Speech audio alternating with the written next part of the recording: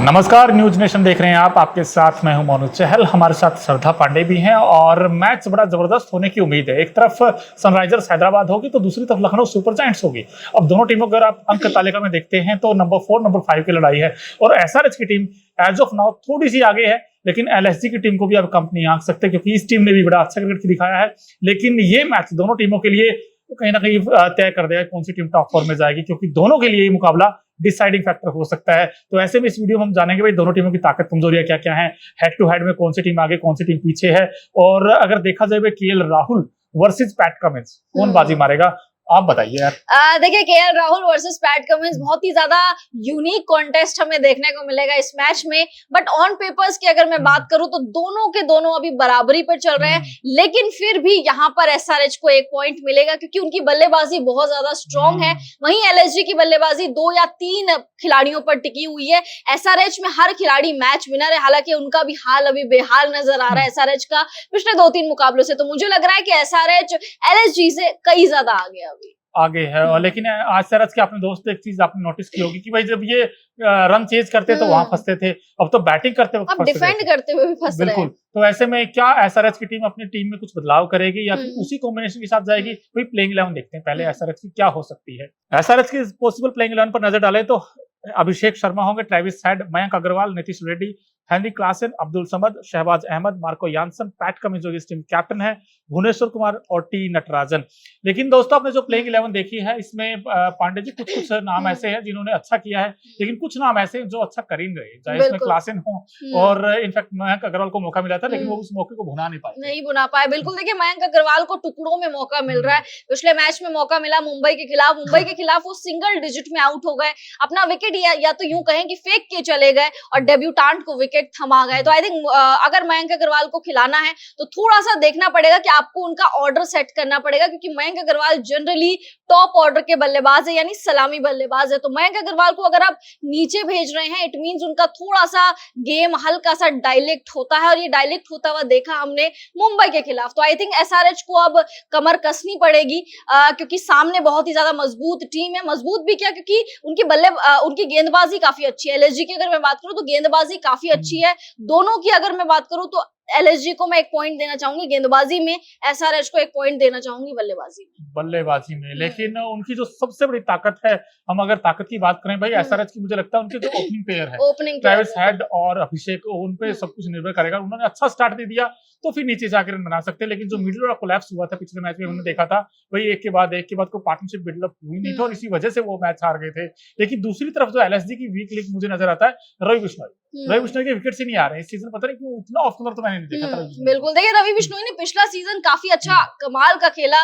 हम बोलते थे कि रवि बिश्नोई तेरे जैसा ना कोई। पिछले सीजन ये बहुत चला था क्योंकि रवि बिश्नोई विकेट्स निकाल के दे रहे थे। और मोनू एक चीज मुझे और जो कमजोरी इनकी लगती है वो ये है, पिछले मैच में आपने देखा होगा कि केआर के खिलाफ एस्टन टर्नर जैसे बल्लेबाज को आपने 7वें 8वें नंबर पर भेजा है। अगर आपने उनको ही खिलाना है और इतने नीचे भेजना है तो इसका मतलब मत खिलाओ ना, आप उनको इतना नीचे भेजने का कोई फायदा नहीं है। साथ साथ आप काइल मायर्स को खिला सकते हो जिन्होंने पिछले सीजन काफी अच्छा गजब किया था, और काइल मायर्स की इस बार कोई ऐसी इंजरी भी नहीं है तो आपने उनको बेंच पे क्यों बैठा के रखा है। तो आई थिंक 2-3 चीजें हैं जो लखनऊ को ठीक करनी है और 3 खिलाड़ियों पर डिपेंड होना कम करना पड़ेगा। वो है केएल राहुल, निकोलस पूरन और मार्कस स्टोइनिस। इन 3 खिलाड़ियों पर ये पूरी टीम टिकी हुई है। दीपक हुड्डा, रवि बिश्नोई, आयुष बदोनी उतना कुछ नहीं कर पाते जितना ये 3 खिलाड़ी कर पाते हैं। देखिए हमारे पांडे जी ने, हमारे क्लिक ने बता दिया, वैसे तो इतने सारे नाम ले दिए आपने, लेकिन भाई क्या अभी भी कुछ एलएसजी चेंजेस करेगी वो भी देख लेते हैं यार, क्या हो सकता है पॉसिबल प्लेइंग 11 एलएसजी का। एलएसजी की संभावित प्लेइंग 11 पर नजर डालें तो केएल राहुल जो कैप्टन विकेट कीपर होंगे इस टीम के, Marcus Stoinis, Deepak Hooda, Nicholas Pooran, Ashton Turner, Ayush Badoni, Krunal Pandya, Ravi Bishnoi, Naveen ul Haq, Mohsin Khan और यश ठाकुर। ये आपको प्लेइंग 11 नजर आएगा, पॉसिबल प्लेइंग 11 जो एलएसजी का हो सकता है। लेकिन इसमें आपने नोटिस किया होगा जो तेज गेंदबाजी है, मयंक यादव का ना होना इस टीम के लिए बहुत बड़ा हम कहते हैं सेटबैक था। लेकिन उसके बाद यश ठाकुर मुझे याद आता है भाई पूरी टीम में जिनके ज्यादा विकेट्स हैं। अब टॉप 20 की लिस्ट में अगर निकालो गेंदबाजों की आईपीएल 2024 में टॉप 20 में भी नाम नहीं किसी भी एलएसजी के गेंदबाज का, तो ये हाल है। ये हाल है बिल्कुल। देखिए, और आई थिंक मयंक यादव के जाने से बहुत ज्यादा नुकसान हुआ है।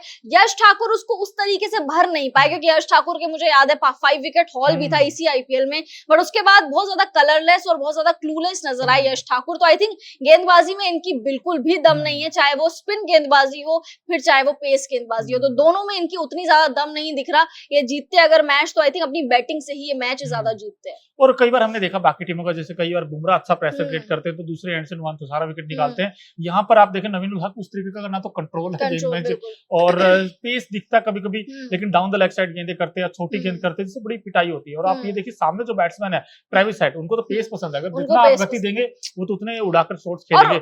सामने वाली टीम को सभी को पेस पसंद है, चाहे वो क्लासन ले लीजिए, अभिषेक शर्मा ले लीजिए, ट्रेविस हेड ले लीजिए, इनको बहुत ज्यादा पेस पसंद है, स्पिन के सामने फंसते हुए नजर आते हैं। और आप जानते हैं नवीन उल हक हो गए, यश ठाकुर हो गए, ये गति से ही डरा सकते हैं, और जब गति से ये डराएंगे और सामने वाले छक्के लगाएंगे तो वो अलग कॉन्टेस्ट हमें देखने को मिलेगा। बिल्कुल, लेकिन दोनों टीमों में अब दोस्तों ये देखना होगा कि हेड टू हेड क्या कहते हैं, क्या एलएसजी की टीम आ गई या फिर एसआरएच की टीम आ गई, वो देख लेते हैं यार। देखिए एसआरएच वर्सेस एलएसजी अगर हेड टू हेड पर हम नजर डालें तब तक कुल 3 मुकाबले खेले गए, जिसमें से तीनों के 3 मैच एलएसजी ने जीते। यानी कि देखिए यहाँ पर हेड टू हेड में तो भाई एलएसजी बहुत आगे है, 3 के 3 मुकाबले जीते हैं और एक भी मैच एसआरएच नहीं जीता है। लेकिन क्या अब एसआरएच अपने घर पर राजीव गांधी स्टेडियम में क्या एलएसजी को हरा देगा? बिल्कुल, देखिए मुझे लग रहा है कि एसआरएच शायद हरा सकता है इस मैदान में, क्योंकि इस मैदान में एसआरएच के हमेशा हमने देखा है कि स्कोर 200-250 वाले ही होते हैं, साथ साथ छोटा मैदान है बहुत ज्यादा, तो यहाँ पे ट्रेविस हेड और क्लासन को खेलने में बड़ा मजा आएगा। तो आई थिंक बैटिंग में दमखम है एसआरएच की, और अपनी बैटिंग के बलबूते पे वो शायद इस मैच को जीत सकती है। लेकिन जो एक मुझे लगता है कि एसआरएच की जो एक और बड़ी ताकत है वो हमने उसका शायद हम बात करने वाले थे, वो टी नटराजन। ये एक ऐसे गेंदबाज जिन्होंने 9 मैचों में उनके 15 विकेट्स हो गए हैं और अब वो उस लिस्ट में आ गए जहां पर बुमराह है, कहीं ना कहीं मानना पड़ेगा भाई जिस तरह का इन्होंने गेंद किया है। और स्लोवर में अच्छी गेंदबाजी करते हैं, पावरप्ले में अच्छी गेंदबाजी करते हैं, जो स्लोवर कह लीजिए आप कटर कहते हैं कई बार, भाई कटर हो चाहे स्लोवर हो, लेकिन जो यॉर्कर्स है बड़ी सटीक निशाने पर डालते हैं और लास्ट की कुछ ओवर में वो रन गति को कंट्रोल करते हैं। देखिए इसीलिए इनका नाम वर्ल्ड कप के लिए भी आ रहा था, लेकिन नटराजन के साथ इंजरी इशू बहुत ज्यादा हो जाता है, शायद इसीलिए उनका नाम नहीं आया, इसीलिए खलील अहमद का नाम उनसे पहले आया।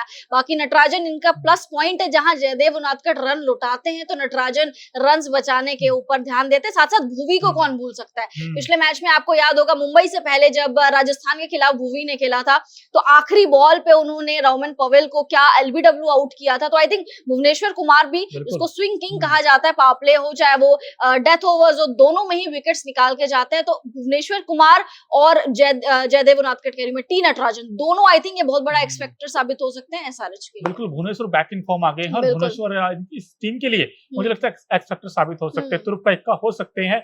लेकिन एक और चीज इंपॉर्टेंट ये रह जाती है कि स्पिन वर्सेस स्पिन अगर आप देखें, भाई एक तरफ मयंक मार्कंडे होंगे, दूसरी तरफ रवि बिश्नोई होंगे, आई थिंक स्पिन किसका अच्छा लगता है? देखिए मुझे लग रहा है कि रवि बिश्नोई, जैसे कि हम लोग डिस्कस कर रहे थे अभी, की बिल्कुल कलरलेस नजर आ रहा है। आई थिंक मयंक मार्कंडे का शायद यहाँ पे पलड़ा भारी हो सकता है, या तो ये चमत्कार हो जाए कि रवि बिश्नोई 2 या 3 विकेट्स निकाल ले तो अलग बात है, बट मुझे लग रहा है अगर कंपैरिजन की बात हूं तो मयंक मार्कंडे को मैं थोड़ा एक्स्ट्रा पॉइंट दूंगी। चलिए आपने मयंक मार्कंडे चुना है, लेकिन जो ऑलराउंडर की लिस्ट है अगर उस पर हम थोड़ा सा देखें, एक तरफ मार्कस स्टोनिस होंगे जो आउटस्टैंडिंग फॉर्म में है, उन्होंने 100 बनाया था और मैच भी जिता था टीम के लिए, अच्छी बात यह है। लेकिन दूसरी तरफ नीतीश रेड्डी भी नए स्टार हैं एसआरएच के।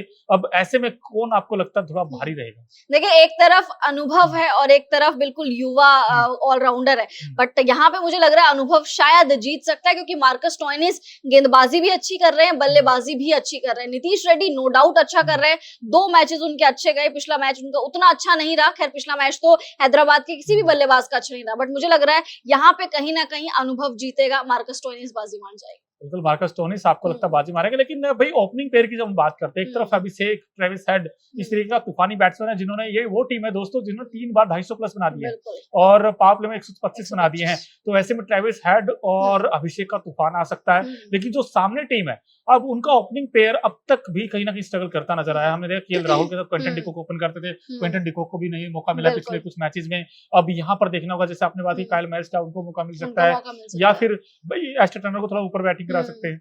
बिल्कुल, देखिए मुझे लग रहा है मोनू कि यहाँ पे अगर ओपनिंग पेयर की बात है तो नो डाउट आंखें बंद करके हैदराबाद के साथ जाऊंगी मैं भी, और आई एम श्योर आप भी, क्योंकि एक तरफ हैदराबाद है जो दोनों खिलाड़ी लगभग 350 के स्ट्राइक रेट से खेल रहे हैं, दोनों का स्ट्राइक रेट अगर मिला दिया जाए, सामने केएल राहुल या फिर टुक टुक केएल राहुल जिनका अगर 140 भी स्ट्राइक रेट बनता है तो उनके फैंस बोलते हैं कि वाओ मजा आ गया, जबकि वो T20 वाली बल्लेबाजी नहीं है। तो एक तरफ आपको स्लो बल्लेबाजी देखने को मिलेगी, एक तरफ आपको फास्ट ताबड़तोड़ बल्लेबाजी देखने को मिलेगी, तो ऑब्वियसली सलामी बल्लेबाज के तौर पर हैदराबाद का पलड़ा बहुत ज्यादा भारी है। अच्छा, एक अगर एक्स फैक्टर आपको चुनना हो इस मुकाबले में, कौन ऐसा खिलाड़ी हो जो सबसे बड़ा एक्स फैक्टर होगा इस टीम में? देखिए मुझे लग रहा है अगर मैं दोनों से बताऊं, दोनों टीम से बताऊं तो आई थिंक लखनऊ की टीम से मुझे लग रहा है कि मार्कस स्टोइनिस, साथ साथ अगर एसआरएच से मैं बताऊं तो अभिषेक शर्मा। अब देखिए एसआरएच की टीम थोड़ी आगे है ऑन पेपर देखा जाए, लेकिन एलएसजी भी कम नहीं है, हालांकि दोनों ने 6-6 मुकाबले जीते हैं। ऐसे में अगर एलएसजी के लिए पॉइंट ऑफ व्यू से देखें तो एलएसजी के पास मयंक यादव नहीं है, तो ऐसे में एलएसजी को ऐसे 3 क्या काम करने पड़ेंगे जिससे कि वो एसआरएच को रोक सके, उनके घर पर हरा सके। उनके घर पे देखिए, पहले तो जैसे कि हम लोग हर मैच में यही बात करते हैं कि एसआरएच को अगर हराना है पहले तो टॉस जीतो, इनको पहले बल्लेबाजी कराओ, वो सॉरी पहले गेंदबाजी कराओ। खैर अब तो ये डिफेंड भी नहीं कर पा रहे, बट इनको पहले गेंदबाजी करा दो। साथ साथ अगर आप ये बल्लेबाजी जब नेक्स्ट पारी में आए करने तो पावर प्ले में अभिषेक शर्मा, ट्रेविस हेड में से किसी एक हेडेक को आउट कर दो, चाहे वो ट्रेविस हेड हो चाहे वो अभिषेक शर्मा हो। अगर एक भी आउट हो जाता है ना तो हमने देखा है कि कोलैप्स कर जाती है ये टीम, बहुत लड़खड़ा जाती है। अगर एक ऊपर से ताश का पत्ता बिखर जाए तो नीचे ये लोग बिखरते ही रहते हैं। तो आई थिंक पावर प्ले में विकेट चटकाओ और थोड़ा सा टॉस जीत कर पहले इनको बैटिंग करवा, वो पहले इनको गेंदबाजी करवाइए। अब तो जैसे आप बार बार कह रहे हैं बैटिंग बॉलिंग कुछ भी करा लो, लेकिन ये टीम थोड़ा स्ट्रगल कर रही है। अब यहाँ पे ट्रेविस हेड ने पिछले मुकाबले 48 बनाए थे, लेकिन कोई बल्लेबाज उस तरीके से टिक ही नहीं पाया लास्ट तक। इसके अलावा एक चीज और बड़ी इंपॉर्टेंट है एलएससी के लिए, वो है रवि बिश्नोई का चलना। अगर रवि बिश्नोई विकेट्स निकालते तो खासकर मैं तो ये एक्साइटिंग बैटल रहेगी Ravi Bishnoi versus Heinrich Klaasen. अब यहाँ कौन बाजी मारेगा, क्योंकि क्लासन भी लंबे लंबे छक्के लगाते हैं, स्पिन के खिलाफ फंसते जरूर, लेकिन उनको जो बैकफुट पे जो शॉट्स खेलते हैं वो उनके पास अच्छी बात क्या है, उनके पास स्ट्रॉन्ग बॉटम हेड का अच्छा यूज करते हैं और लंबे लंबे छक्के मारते हैं। और वो अच्छी बात क्या है, जब कोई खिलाड़ी depth of the crease batting करे और जैसे सूर्य कुमार यादव करते हैं तो वो अगर आप देखो पिछला पांव हिलता नहीं है और उसके बाद खड़े खड़े शॉट्स मारते हैं। तो हेनरी क्लासन की खास बात है, और ये खिलाड़ी एक विकेट के चारों तरफ शॉट्स खेलता है। अच्छी बात ये है, तो भाई क्लासन के तूफान से बचना होगा, ट्रेविस हेड के तूफान से बचना होगा और पैट कमिंस के तूफान से बचना होगा, क्योंकि ये तीनों ऐसे खिलाड़ी हैं जो इस टीम के सबसे बड़े इक्का साबित हो सकते हैं। क्योंकि भाई वो गेंद से, कोई बैट से, कोई बॉलिंग से, लेकिन केएल राहुल एंड कंपनी के लिए भी कहीं ना कहीं चुनौती उतनी आसान तो नहीं होगी। लेकिन दोस्तों आप बताइए, आपको क्या लगता है भाई यहाँ हैदराबाद में किसका डंका बजेगा? आपको लगता है एसआरएच ही बाजी मारेगी या फिर लखनऊ सुपर जायंट्स कुछ नया करेगी? कमेंट बॉक्स में जरूर बताएं। और अभी तक अगर आपने न्यूज नेशन और न्यूज नेशन स्पोर्ट्स को सब्सक्राइब नहीं किया है तो फटाफट कर लीजिए, क्योंकि यहाँ पर आपको आईपीएल की पूरी कवरेज तो मिलती है, साथ ही साथ T20 वर्ल्ड कप को लेकर जो अपडेट्स आ रहे हैं वो सबसे पहले आपको कहाँ मिलेंगे? ओनली ऑन न्यूज नेशन और न्यूज नेशन स्पोर्ट्स।